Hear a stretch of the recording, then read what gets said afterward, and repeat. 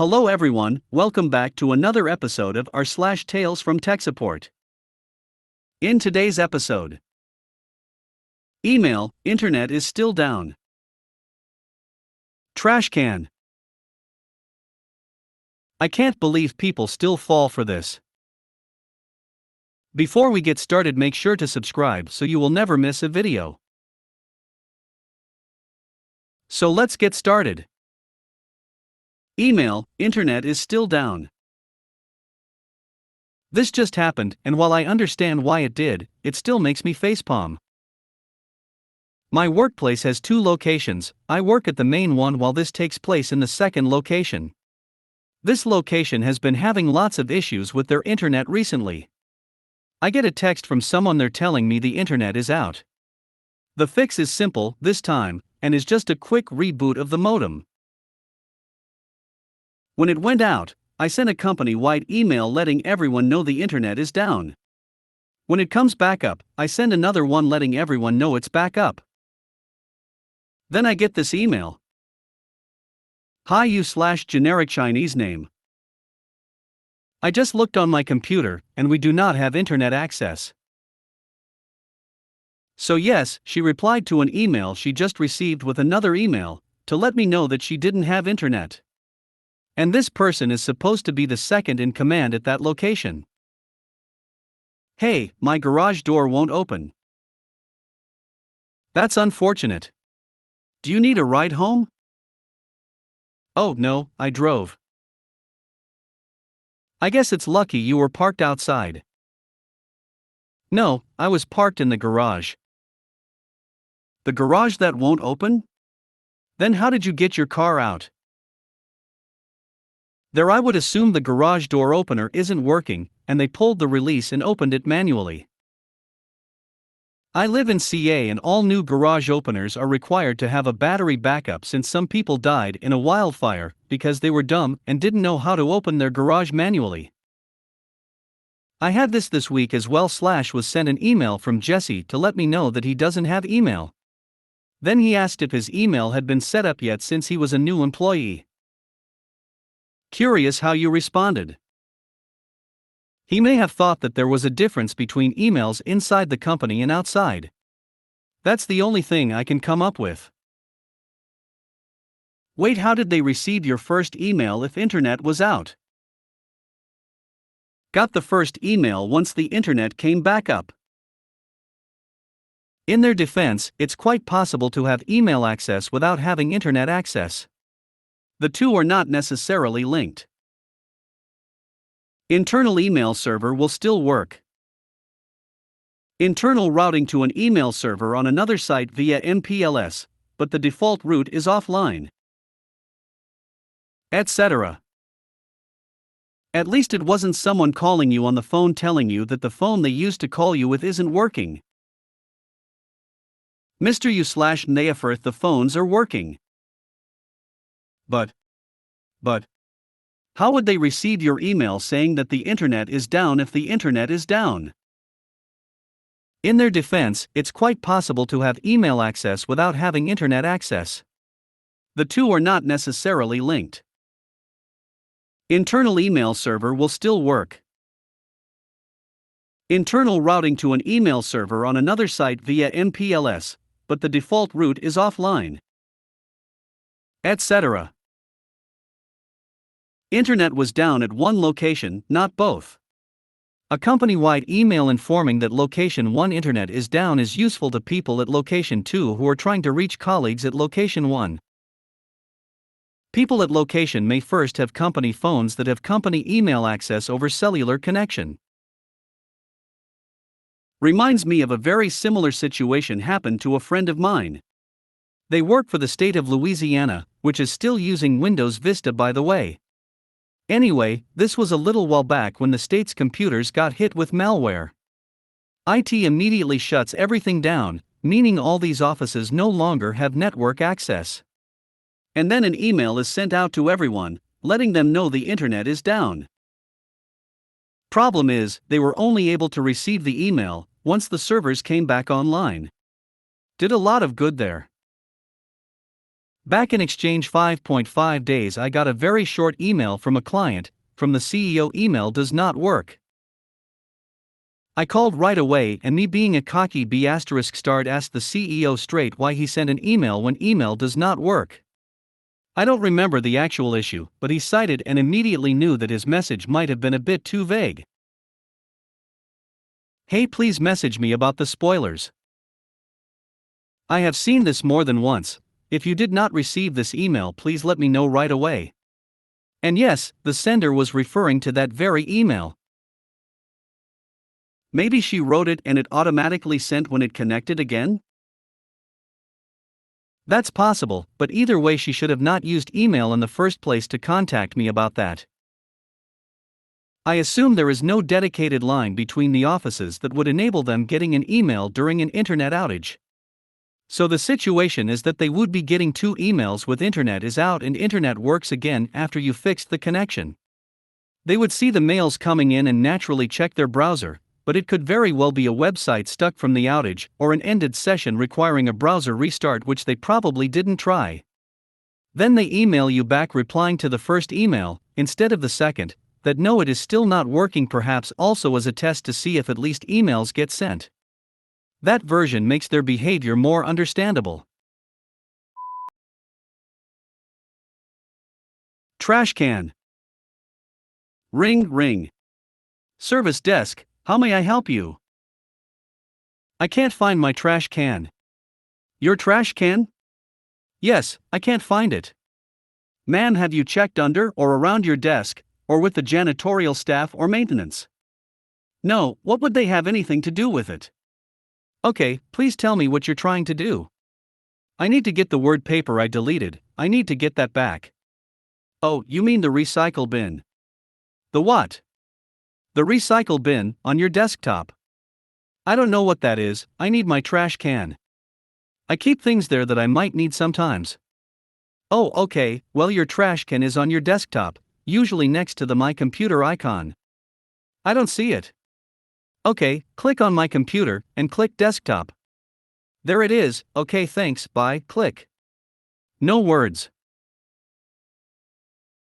The thing that shocks me most is the amount of people who think, hey, this thing called recycle bin /trash and would be a great place to store things I need for later use. But it's so convenient. There's even a 1-button keyboard shortcut that sends them there for you. /s. At least that's the excuse I've always heard when asked why they do that. Ring, ring.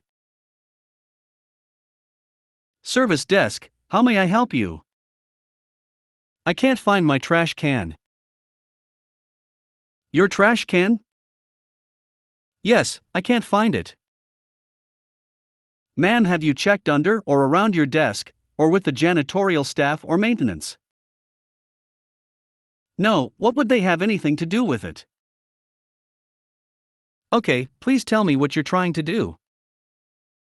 I need to get the word paper I deleted, I need to get that back. Oh, you mean the recycle bin. The what? The recycle bin, on your desktop. I don't know what that is, I need my trash can. I keep things there that I might need sometimes.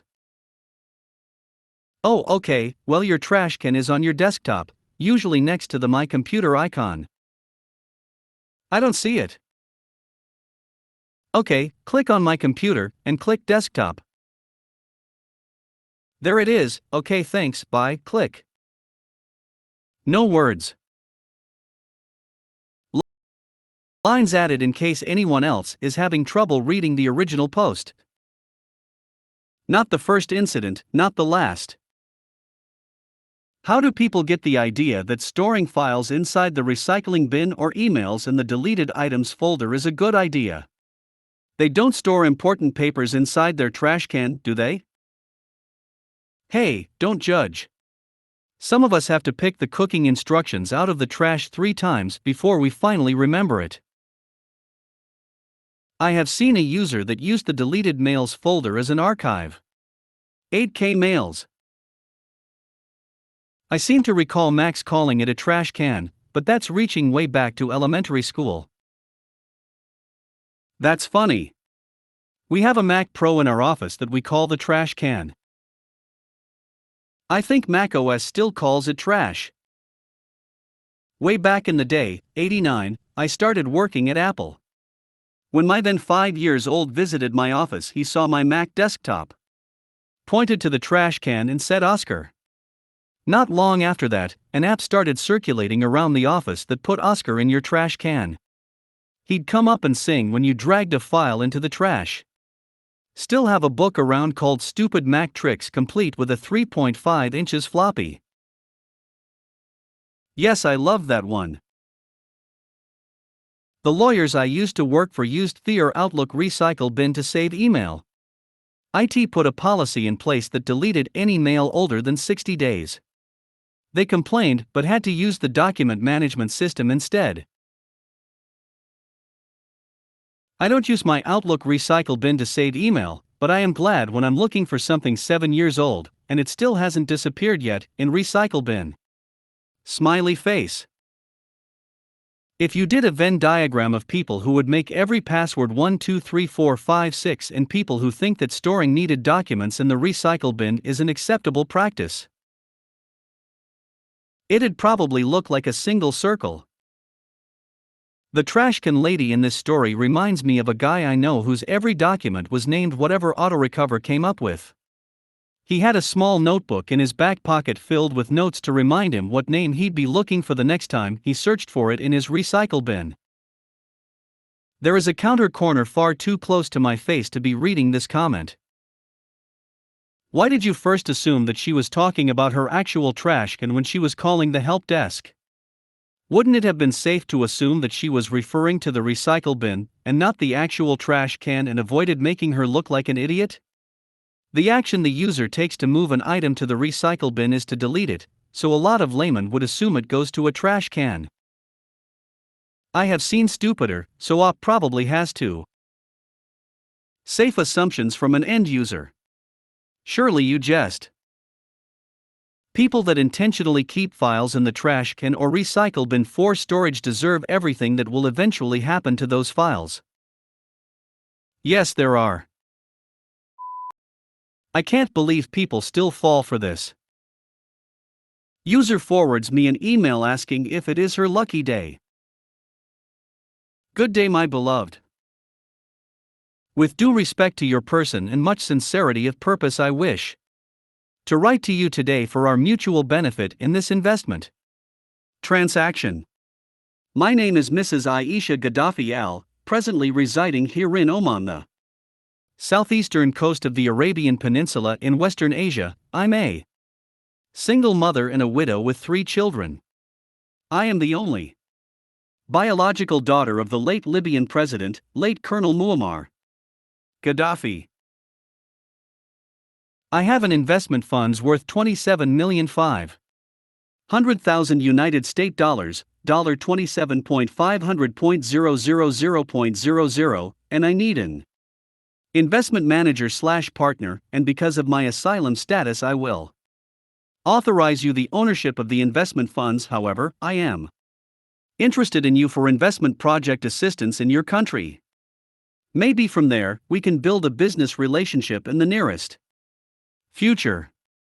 I am willing to negotiate an investment/business profit sharing ratio with you based on the future investment earning profits. If you are willing to handle this project, kindly reply urgently to enable me to provide you more information about the investment funds. Your urgent reply will be appreciated if only you are interested in this investment project. Best regards, Mrs. Aisha Gaddafi Al. All I can do is laugh. Sender is a marketing assistant director with no sense of humor, so I know the question is serious. /sigh. P.T. Barnum had it right. And how? Sounds like it's time to congratulate the director on being one of today's 10,000 and send them the link to the mandatory phishing and security training course that they had to take before being allowed to touch a company computer. If the user is forwarding this to you, then I think they're already aware of that email. If they get it and they don't ask, then that'd be a lot worse. I have a filter for undisclosed recipients that dumps anything with that in the to field that goes to an approval box. I see on average 20 to 30 of these to one person a day. If you made it to the end of the video, thanks for watching. Don't forget to like, subscribe and share, and we will see you in the next video.